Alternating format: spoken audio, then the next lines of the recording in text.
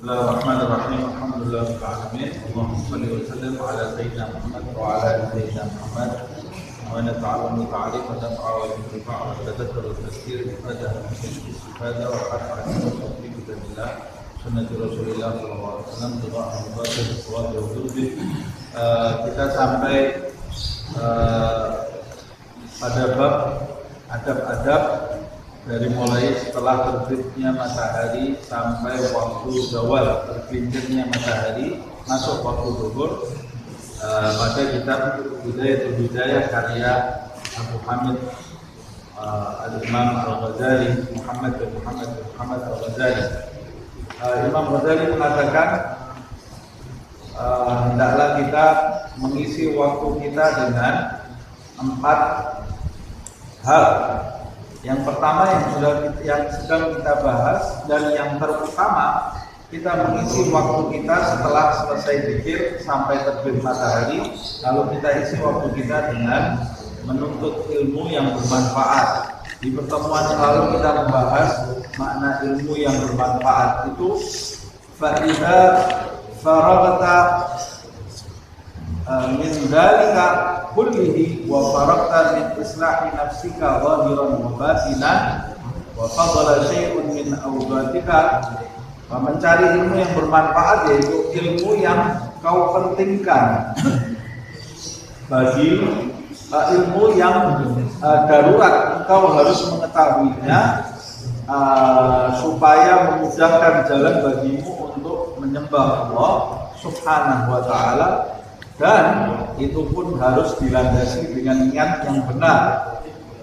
Nah, kalau kata Imam Ghazali, faida faraqta min dzalika kullihi, kalau engkau telah menyelesaikan semua itu, dalam dirimu dalam menuntut ilmu itu sudah benar, ilmu yang kau tuntut itu benar, guru yang menjelaskan juga benar, dan engkau ketika mempelajarinya dengan niat yang benar, wa faraqta min islahi nafsika zahiran wa batinan, dan engkau telah menyelesaikan memperbaiki dirimu secara lahir dan batin, wa fadala syai'un min awqatika, dan ada sisa waktu di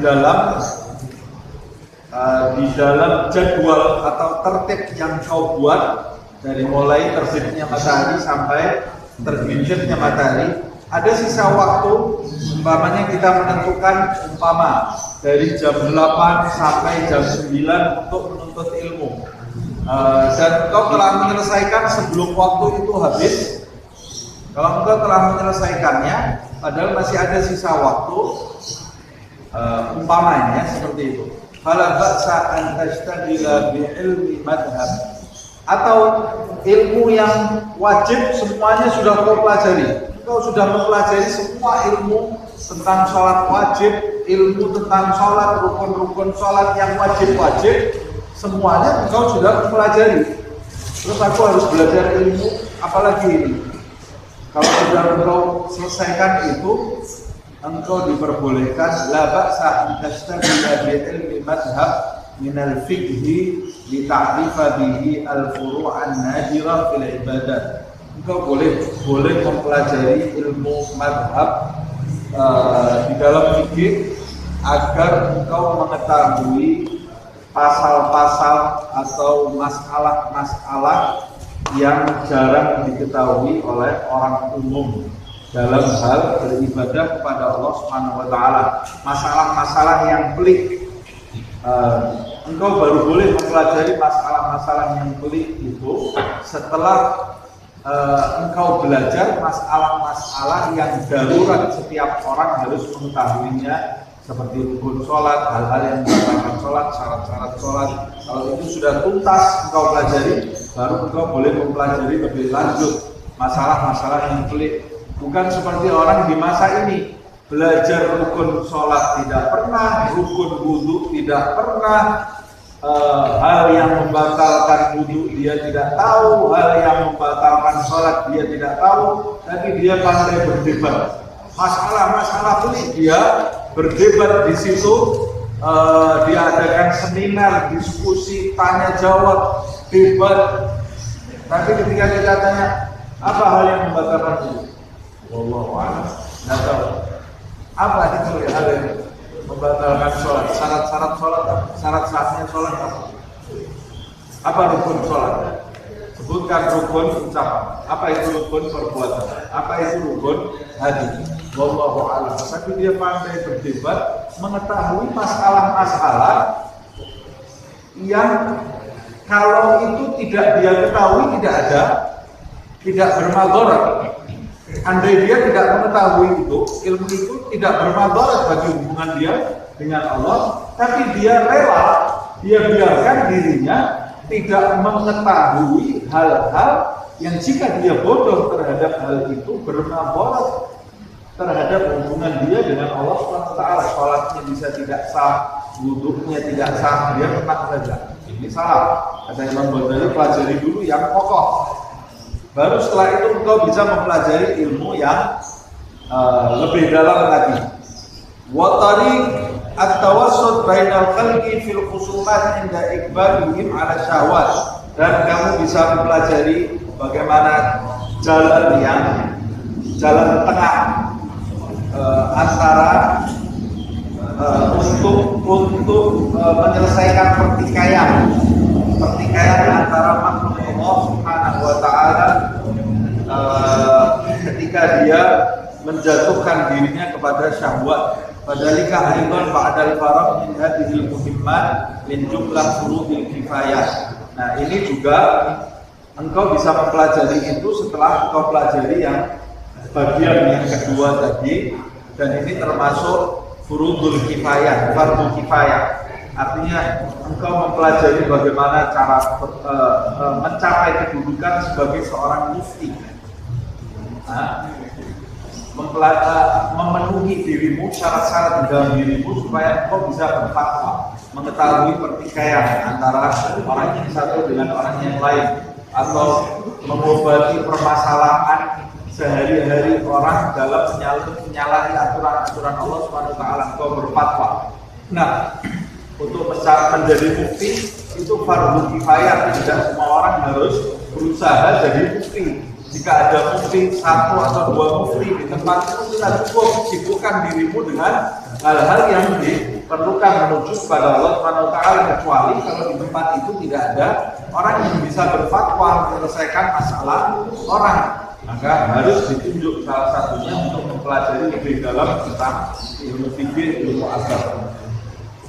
Nah, fa in da'aka nafsuka ila tarki ma dzakarnahu minal awradi wal adkar istidlalan lidzalika, kalau nafsumu mengajakmu meninggalkan wirid dan zikir yang sudah aku sampaikan di bab sebelum ini, istidlalan lidzalika, karena engkau merasa asyik dengan ilmu, Ada orang yang asik dengan ilmu, wirid enggak, zikir tidak. Zikirnya ditinggalkan, wiridnya ditinggalkan, buka kitab. Pokoknya belajar terus. Nah, padahal tujuan kamu belajar ini apa? Tujuan kamu belajar untuk mencapai Allah Subhanahu wa ta'ala. Tapi orang yang tidak meluruskan niatnya, belajarnya bisa juga dilandasi syahwat dan hawa nafsu. Jadi dia asik membaca kitab bukan karena ingin mengenal Allah, tapi asik membaca kitab, belajar, membaca fikih karena asik memuaskan nafsu intelektual, memuaskan intelek saja. Semuanya yang penting yang asik dapat ilmu. Nah, Imam Ghazali masih menjelaskan ciri-cirinya. Dia mungkin saja meninggalkan zikir, meninggalkan wirid, bahkan mungkin meninggalkan sholat-sholat sunnah, qabliyah, ba'diyah, dia tinggalkan. Pokoknya dia asik baca kitab. Kata Imam Ghazali, kalau nafsumu mengajakmu, menyerumu meninggalkan zikir dan wirid karena merasa berat dengan lidzalika kepada ilmu yang kau pelajari, fa'lam anna syaitan al-la'in qad dassa ila qalbika ad-dafi. Ketahuilah, maka sesungguhnya setan yang terkutuk telah menyusupkan penyakit yang terpendam di dalam hati. Wa huwa hubbul mal wal jah, yaitu penyakit cinta harta dan cinta pangkat. Jadi kamu cari ilmu tujuanmu bukan karena Allah Subhanahu wa taala. Fa iyyaka an taghtar bihi, hati-hati engkau jangan sampai tertipu dengannya. Fatakuna buhkatan lahu, maka kalau engkau tertipu, engkau akan jadi bahan tertawaan setan. Setan akan mentertawakan dirimu. Pada awalnya jalan yang kau lalui itu jalan yang benar menuntut ilmu, tapi kau lalui itu tidak dengan niat yang benar. Setan membelokkan hatimu menjauh dari, dengan ilmu itu justru kau jauh dari Allah Subhanahu wa taala. Padahal di awalnya ilmu itu seharusnya jalan untuk mendekat kepada Allah, tapi dibelokkan niatmu oleh setan. Ilmu yang kau pelajari itu justru menjauhkan dirimu dari Allah Subhanahu wa taala. Engkau jadi bahan tertawaan setan. Bayuhlikaka tsumma yasrar minka, dia membinasakanmu dan mengolok-olok dirimu, mengejekmu. Fa in jarrabta nafsaka muddatan fil aurat wal ibadat wa kanat la tastadbiruha kasaran anha. Tapi kalau engkau telah mencoba menuntut ilmu yang disebut di atas tadi, yang kita bahas barusan tadi, tapi tidak menjadikan dirimu itu malas membaca wirid, tidak menjadikan dirimu malas beribadah, engkau belajar dan memenuhi hidupmu dengan wirid, dengan ibadah, dan engkau juga menuntut ilmu.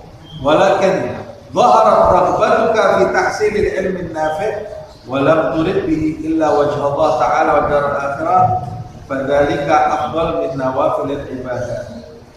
Nah, ini Imam Ghazali mau menjelaskan, menuntut ilmu itu sebetulnya lebih utama daripada kita mengerjakan amalan sunnah. Tapi ilmu yang seperti apa? Kalau engkau menuntut ilmu, jangan sampai salah. Ada orang malas sholat sunnah, malas berzikir, malas berdoa, malas beribadah, kemudian dia berdalih menuntut ilmu itu lebih utama daripada sholat sunnah. Betul, menuntut ilmu lebih utama daripada sholat sunnah, tapi sholat sunnah itu juga ada keutamaan, zikir juga ada keutamaan, ibadah, doa itu juga ada keutamaan, hadir maulid ada keutamaan, baca tahlil ada keutamaan, menuntut ilmu juga ada keutamaan. Kalau engkau menuntut ilmu meninggalkan wirid dan zikir, maka ilmu yang kau tuntut itu tidak lebih utama dari amalan sunnah. Sebab engkau menuntut ilmu tapi tidak mengamalkan ilmu itu, ilmu yang kau cari, kau tidak mengamalkannya, maka ilmu bukan ilmu yang bermanfaat. Ilmu yang bermanfaat tidak mungkin lebih utama dari amalan sunnah, ibadah, wirid. Tapi kalau engkau menuntut ilmu, engkau sudah mencoba, jarrabta, dan kau lihat di dalam dirimu itu memiliki semangat mencari ilmu yang bermanfaat, dan kau tidak menginginkan kecuali Allah Subhanahu wa ta'ala di dalam menuntut ilmu, dan wadaral akhirah, dan tidak menginginkan kecuali akhirat, fadzalika afdal min nawafilil ibadah. Ini baru ilmu yang lebih utama dari ibadah-ibadah sunnah. Ini ilmu yang seperti ini. Nah, ilmunya siapa? Ilmunya orang yang ketika dia mencari ilmu itu niat mengharapkan ridha Allah, negeri akhirat. Ciri-ciri orang itu apa? Yang niatnya benar, dia menuntut ilmu dan dia amalkan dalam kehidupan sehari-hari. Zikir, tetap zikir, ibadah, tetap ibadah, waktunya menuntut ilmu. Pada saat dia menuntut ilmu, waktu dia menuntut ilmu itu lebih afdol daripada sholat sunnahnya, daripada zikir, karena ilmunya bermanfaat untuk dia. Tapi kalau ilmunya tidak bermanfaat, dia tidak akan lebih utama daripada amalan sunnahnya. Mahma sahhat laka an-niyatu. Ini semua ilmu yang seperti ini jika sah niatnya, jika benar niatnya. Walakin nasyan fi sihhatin niyyah. Kesimpulan dari semua yang kita bahas ini tergantung pada keabsahan niat. Fa idza lam tasih, kalau niat kamu tidak benar dalam menuntut ilmu, ia ma'dinu hururil juhal, maka niat yang tidak benar itu adalah sumber kebodohan orang-orang yang bodoh, sumber tempat tertipunya orang-orang yang bodoh. Wa mazallatu aqdamir rijal, orang-orang bodoh yang tertipu sejak awal. Dan niat yang tidak benar, kata Imam Ghazali, itu tempat tergelincirnya kaki orang-orang yang punya kedudukan di sisi Allah SWT. Niatnya tidak benar, dia bisa tergelincir. Nah, ini bagian yang pertama, mengisi dengan ilmu yang bermanfaat. Mengisi waktu kita dengan ilmu, tapi ilmu yang bermanfaat, bukan ilmu yang tidak ada manfaatnya. Tidak berguna kita cari ilmu tidak bermanfaat. Sebab ilmu itu hujjatan laka au hujjatan alaika. Ilmu yang kita dapat itu bisa menjadi saksi baik, bisa menjadi saksi buruk. Mudah-mudahan ilmu kita menjadi saksi baik di hadapan Allah. Majelis kita ini menjadi saksi baik pula di hadapan Allah Subhanahu wa taala. Mudah-mudahan Allah menjadikan kita termasuk alladzina yastami'una al-qawla fa yattabi'una ahsana, yang mendengarkan nasihat dan mewujudkan dalam kehidupan sehari-hari. Wal 'afwu